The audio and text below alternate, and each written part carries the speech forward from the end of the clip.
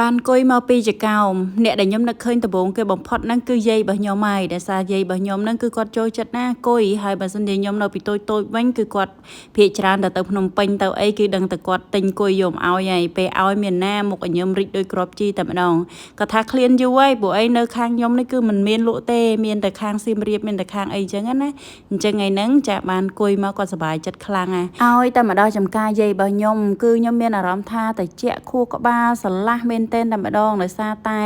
នៅទីកន្លែងនេះគឺភាគច្រើនមិនលុបដែលទទួលបានហ្នឹងគឺពីដើមឈើដែលគាត់ដាំនៅជុំវិញផ្ទះនឹងឯងនិយាយទៅឆ្នាំនេះគឺទៀបរបស់គាត់ហ្នឹងគឺផ្លែច្រើនក្តឹបច្រើនខ្លាំងមែនតែម្ដងចំពោះផ្លែទៀបស្វិតគឺគាត់មានច្រើនដើមប៉ុន្តែចំពោះក្រូចវិញគឺមានតាមប្រភេទចឹងណាដូចក្រូចខ្លុងអីចឹងមានមួយដើមពីរដើមអញ្ចឹងទៅក្រូចពោធិ៍សាត់គាត់មាន4 5ដើមអញ្ចឹងទៅប៉ុន្តែដោយសារតែចំការគាត់ធំអញ្ចឹងទៅចាមានមុខនេះបន្តិចមុខនោះបន្តិចអញ្ចឹងទៅគឺវាពេញនឹងតែម្ដងកលេចមកដើមក្រូចនេះវិញគេមានសបុកចាបដែលកំពុងតែធ្វើសបុកនៅនឹងហើយគេមានពងចាបមានអីនៅនឹងដែរអញ្ចឹងយើងកុំប៉ះពាល់អីទុកឲ្យគេចាញាស់រស់នៅជាមួយមេបាគេទៅកលេចមកខាងនេះវិញបងប្អូនអរគ្នាអាចមើលឃើញទស្សនភាពខ្លះជាពិសេសតកតងទៅនឹងភ្នំដែលខ្ញុំថតជាប់នឹងគេហៅថាភ្នំធំណាអញ្ចឹងចំពោះភ្នំចានាពេលខែនេះវិញគឺយើងឃើញថារុក្ខជាតិពណ៌បៃតងនឹងគឺដុះស្អាតណា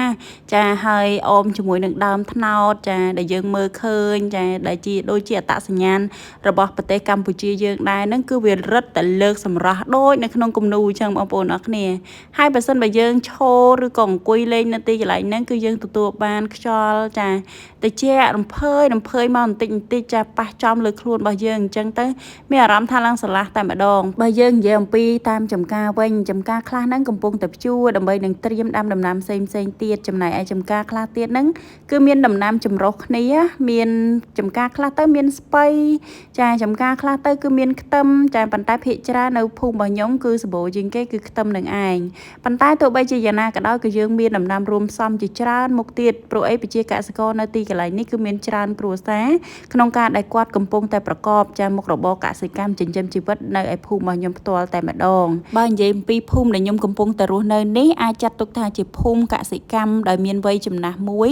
ចានៅក្នុងស្រុកមង្គលបុរីហើយដែលសារតែបងប្អូនអរគ្នាតាំងពីខ្ញុំកើតមកគឺខ្ញុំឃើញតែបងប្អូនប្រជាកសិករនៅទីកន្លែងនេះគាត់ដាំដុះជារឿងធម្មតាទៅហើយចំពោះគ្រួសាររបស់ខ្ញុំគឺដាំតាំងពីសេរីយាយតារបស់ខ្ញុំមកតទៅពេលបានចៅមកចេះតែចង់ដាំហើយមើលផ្ទះខ្លួនឯងបងប្អូនអើយឥឡូវក៏មានដំណាំខ្លះដែលអាចកាត់ហូបបានបដាដែរហើយនិយាយអំពីចេកដំបងលឿងដែលខ្ញុំយកមកដាំថ្ងៃមុននោះវាល្អខ្លាំងមែនទែនតែម្ដងហើយធំលឿនណាស់ប៉ុន្តែនេះចេកពងមាន់មួយដើមនេះគឺចាំមិនដឹងថាម៉េចទេនេះខ្ញុំឥឡូវកំពុងតែកាត់ហើយជួយវាខ្លាំងមែនទែនប៉ុន្តែមួយដើមទៀតនេះគឺរស់ល្អ